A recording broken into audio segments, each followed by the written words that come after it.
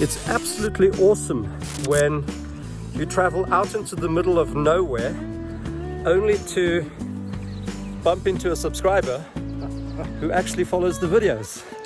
How cool is that? Yeah. Absolutely awesome. Thank you. Oh, I'm so stoked. Hey, legends.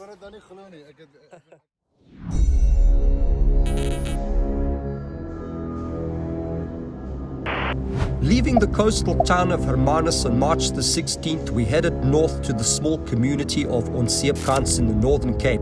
It's here where the mighty Orange River carves its way through ancient bedrock dividing the countries of South Africa and Namibia. Here, there's nothing more than a few farmers, simple informal living, and only a few basic everyday amenities.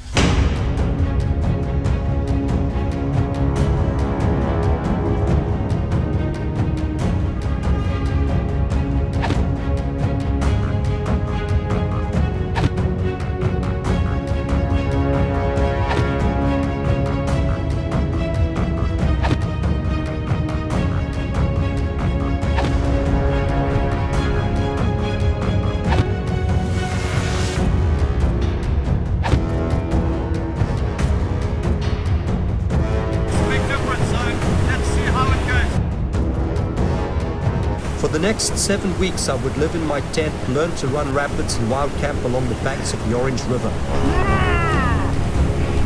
From the roaring white waters to unexpected side quests to some of the most amazing people I've ever met, my adventure was about to begin and my life would never be the same again.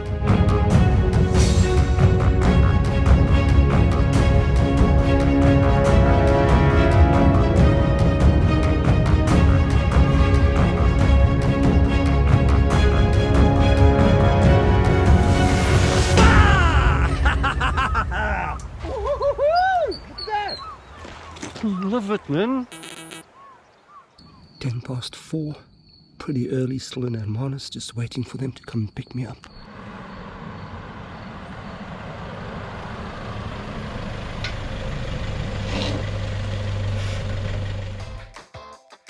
After what were 2 long weeks of waiting, I was nervous and excited all at the same time. The day had finally arrived and we were on our way.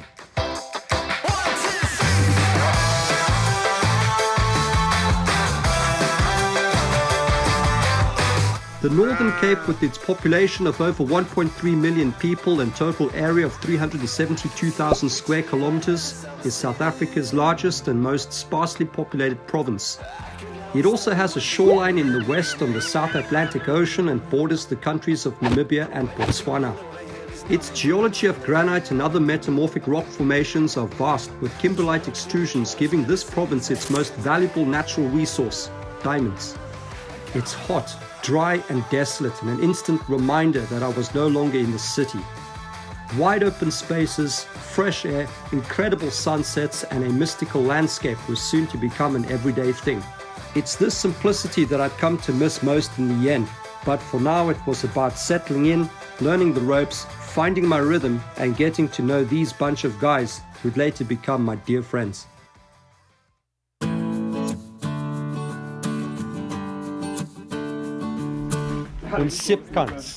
Onseepkans. We've just arrived. Onseepkans. I would probably tell you it's something to do with soap, but I'd be lying if I said that because I have absolutely no idea. But time is now 4:30. Very good timing. Road actually wasn't that bad at all. And how's this wicked car with the date palm growing right through it? Fan palm. I beg your pardon. A big fan palm. And buildings just off there behind me. That is the Namibian border post. So right up north on the border, and I would imagine the Orange River is just over here somewhere, pretty close by. South Africa's longest river. Exciting stuff. Exciting stuff. We made it. Yeah. Check it out, just here behind me. This is the actual customs point, the immigration control. So this is literally the border post between South Africa and my home country, former Southwest Africa, Namibia. Check it that. Yeah, I'm feeling a little nostalgic, I have to say. But just up the road, there's actually a horse looking at me. Very, very cool. Hot. This is a whole different level of hot and dry, but yeah, I'm here, super excited, and I really can't wait to get on the river.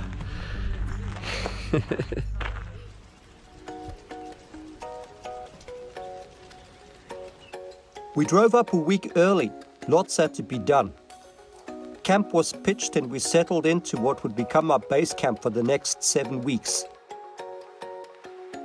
A simple but stunning spot called Onseepkans, right next to the river.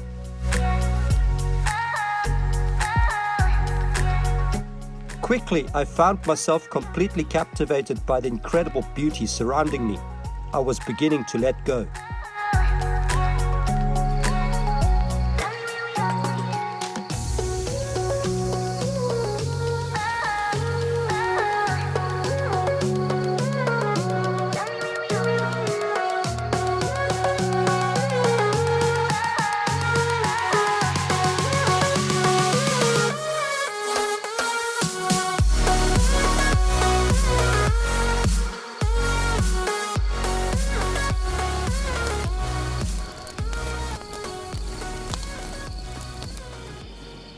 Right, it's 10 o'clock. It's been a long day. We're all pretty exhausted. I've been up since 2. We left Hermanus at about 4, but it wasn't so much the long drive here, it was more the heat that just completely sapped the energy. But superb driving from the guys, and like I said earlier, it was a great opportunity just to bond and, you know, get to know each other. But when we eventually arrived at camp, it was pretty late, and it was a bit of a rush sort of vibe.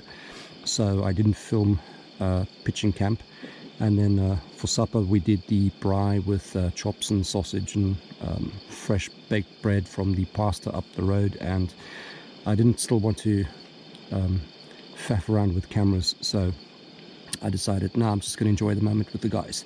But a very small community of people who live here, very warm, very welcoming people, very sweet people.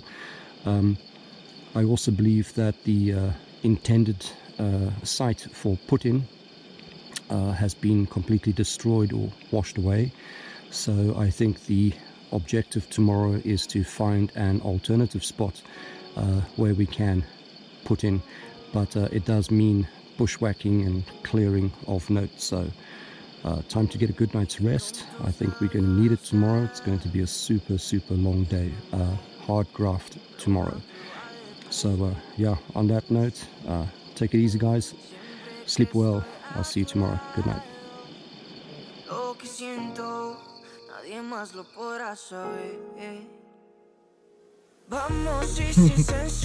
All right. Morning, guys. Time. Fail. Yeah, blooper. Take 2. Morning, guys. Time is now just after 8. Close to 8 actually. Bit of a rush this morning. I think the priority now is just to find a spot to stow the excess luggage, and then, well, hopefully have breakfast. But Ruben's ready. I'm ready to go. My pawpaw is ready. It's going to be a great day. It's already quite warm, but we'll catch up with you in a bit. Just after 8 o'clock now, we're here at the main farm, the pastor's farm, and as you can see, we're busy offloading the truck, and the plan is to get all of the gear that we don't need into storage inside the house behind me. But very cool, awesome day. Boys already hard at work cutting down all the trees, and yeah, it's all of that equipment that has to go into there. Big day, 8 o'clock, and it's already quite warm. Loads of bugs out as well, lots and lots of mosquitoes.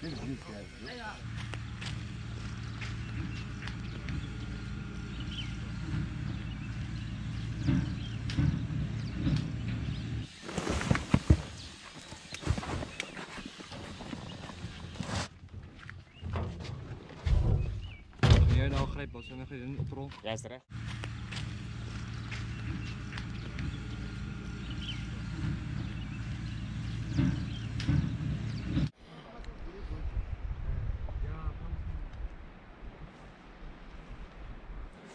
Okay, time is now 11 o'clock. I didn't really do much filming this morning. It was a bit of a rush situation, but We are now over here at the put-in, and as you can see, it's some hard graft, clearing the bush, chopping down the thorn trees, clearing the rocks, and it is a cooker, an absolute cooker. But yeah, so far we've got quite a bit done. Let me also just quickly show you what's happening down here.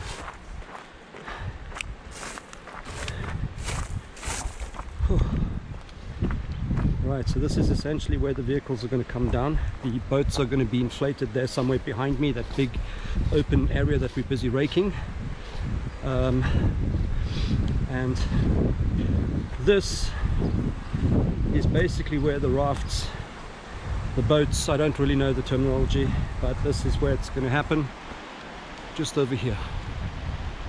So I'm pretty new to this myself. I'm imagining what's going to happen is boats will be inflated up there somewhere, brought down to this area, packed accordingly. I suppose they would have to spread the weight, and then from there, one by one, the boats will take off, I'm guessing in that direction. Well, it would have to be, because that's downstream, that's the way that the river's flowing. But yeah, it is hot, and time to get back to work. Catch up with you guys later. But over here we've got Hobbs and Search grafting like absolute legends. Whew. And the bugs are bad, very bad. Bushwhacking is done, and part of the preparation now is also to find or scout a spot to camp for the first night on the river. So we've been moving across the different farmlands or farm area, and it looks like, I don't know. Anyway, so what if sometimes there's a kilo of jamu? I think boys are just going to sort of make an executive decision as to what needs to be done. But very exciting, very exciting. Behind the scenes prep.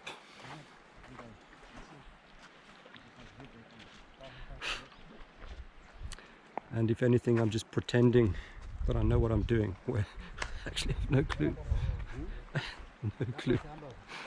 You see, I don't claim to know anything about whitewater rafting, but what I have learnt is, because the water is high, it's a bit of a concern as to where we're going to take out to camp along the banks of the river each night. So I think that's what's happening now. It's just a process of scouting the river to find a safe and suitable location. But I've never been here before, so I can't compare, but the boys do say that the river is pretty high this year, and I'm also told that when it's high it's super fun, but we'll see.